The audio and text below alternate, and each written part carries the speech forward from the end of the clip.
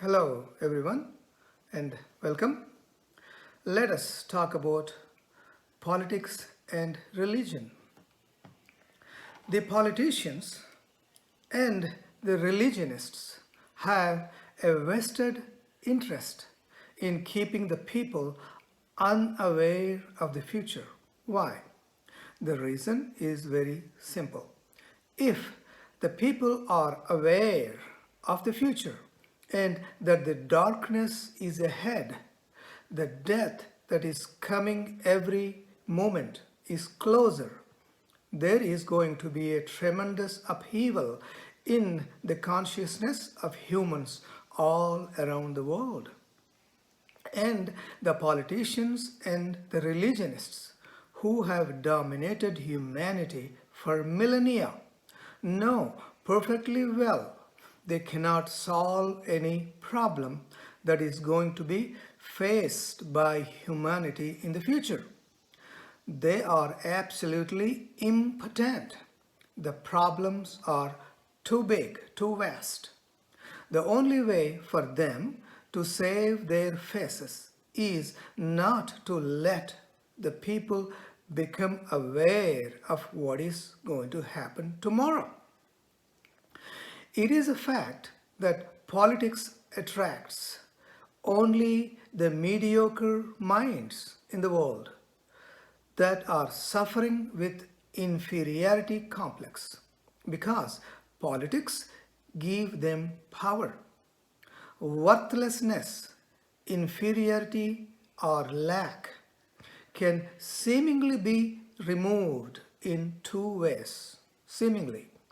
One is politics, the other is religion. But politics or religion does not really remove it, it only covers it. Inferiority creates ambition because ambition simply means an effort to prove yourself superior. There is no other meaning to ambition but an effort to prove yourself superior. But why make an effort to prove yourself superior unless you are suffering from inferiority? And through power, they can convince themselves and the others that they are not inferior, that they are not mediocre. But just attaining power makes no difference to their intelligence. Politics does not attract scientists, musicians, artists, intellectuals, etc. The politicians are not the most intelligent part of the humanity. Otherwise, there would not have been 5,000 wars in 3,000 years. Politicians are either fighting a war or preparing to fight the next war. They have only destroyed, but have not created anything useful. Genghis Khan alone killed 40 million people, which was about 10% of the world's population. It is also known that he killed 1.75 million people in about 1 hour. Tamerlane killed 17 million people. Nadir Shah killed over 10 million people. The exact numbers Alexander, Napoleon Bonaparte, and Ivan the Terrible that killed are not available. But they must have succeeded in killing far more than Tamerlane, Genghis Khan, and Nadir Shah. But numbers for Joseph Stalin and Adolf Hitler are available. Joseph Stalin also alone killed more than 1 million people after the revolution in Russia. Adolf Hitler killed 6 million Jews inside Germany. And in the whole Second World War, he was responsible for about 30 million deaths. And we know that the deeper cause of Adolf Hitler's killing of the Jews is religion or separatism, not politics. Politicians are adopting laws that favor them, the rich, which create or widen the gap between the rich and the poor. This greed, this insane competition, has created gaps between nations, encouraging nationalism. This deep inferiority complex, this lack, also causes superiority. Superiority in race, superiority in color, or in other words, racism. There is social injustice and economic injustice in almost all of the governments. There is unfairness in the tax system, unfairness in the monetary politics, centered around a centralized and or controlled and or manipulated finance system, a deficient or incomplete education system, an extreme socialism, etc., etc. Almost all of the world's governments, beyond any doubt, whether they are communist, socialist, capitalist, democratic, have turned out to be autocratic, corrupt, full of laws and laws, unjust and problematic. Religionists of organized religions, on the other hand, have created wars, just like politicians have done. Their names may be different. Politicians fight for socialism, for communism, for fascism, for Nazism, and organized religions have been fighting for God, for the so-called love, for their concept of what truth is. Both are belief systems, beliefs in some sort of personal or group or separatist ideologies, faiths, concepts.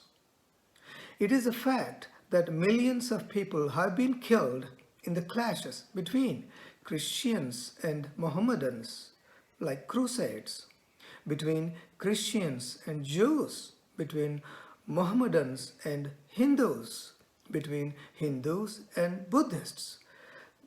The top 10 religious wars are 1.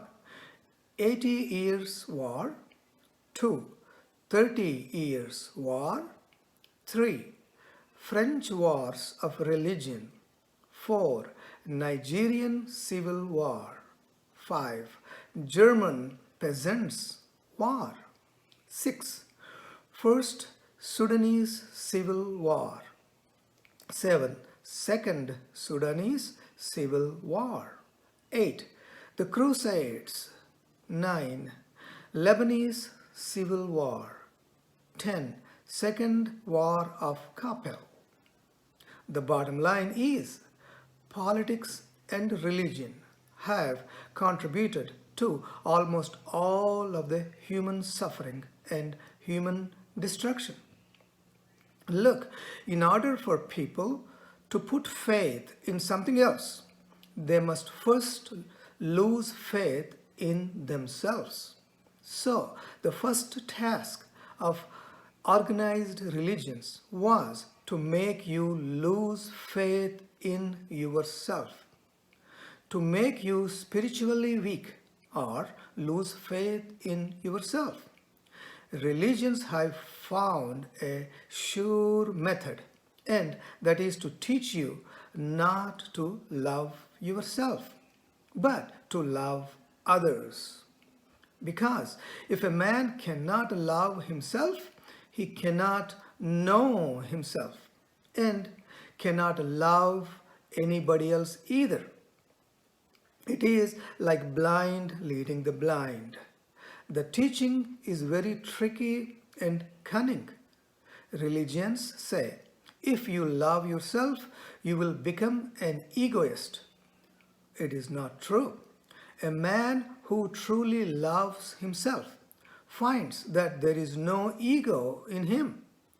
It is in loving others without truly loving oneself that the ego arises. And these egos keep the religions in business. The second task of the organized religions was to make you see that they have the answers that you don't. And finally, the third task was to make you accept their answers without any questions. In other words, organized religions will make you a slave.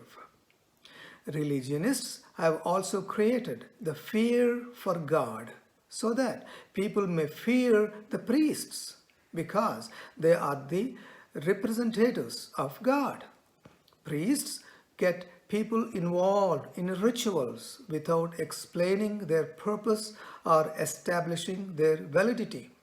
They have been exploiting humanity and thus crippling human efforts to evolve and attain the next step of civilization, in which people will learn to live with others in mutual understanding and love. The vast majority of the human population practices religious rituals in some way or the other. But no ritual exists that can eliminate the ignorance that causes pain and misery in life. True religion or spirituality has nothing to do with competition, ambition, rituals, fear, group mentality, and beliefs. It is an internal search for peace. But religionists are not interested in peace. They are interested in becoming more and more powerful and dominant. And this is nothing but politics. Politicians and religionists feed on each other. The politician has the political power. The religionist has the religious power. The politician protects the religionist. The religionist blesses the politician. And the masses, innocent people, are exploited by both. The politicians and the religionists have always been in deep conspiracy. They have divided man. The politician rules the outside and the religionist rules the inside. The politician, the exterior, and the religionist, the interior. Government and religion compel everyone to say, to do, and to think in this manner or that manner. You are bound by their rules, by their laws, their norms, ethics, morality, etc. And that is nothing but bondage or slavery, a modern day slavery, a sophisticated slavery, a hidden slavery. This lack, this inferiority, this separation, this ignorance can only be removed by the knowledge of universality, by the knowledge of the true nature of the self. The antidote for this slavery, therefore, is spirituality. A spiritual being does not believe in anything. He simply knows that there is no real separation.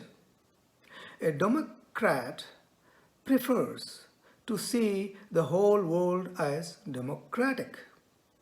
A Hindu prefers to see the whole world as Hindu. A spiritual or an enlightened being sees the whole world in himself and himself in the whole world. Thank you.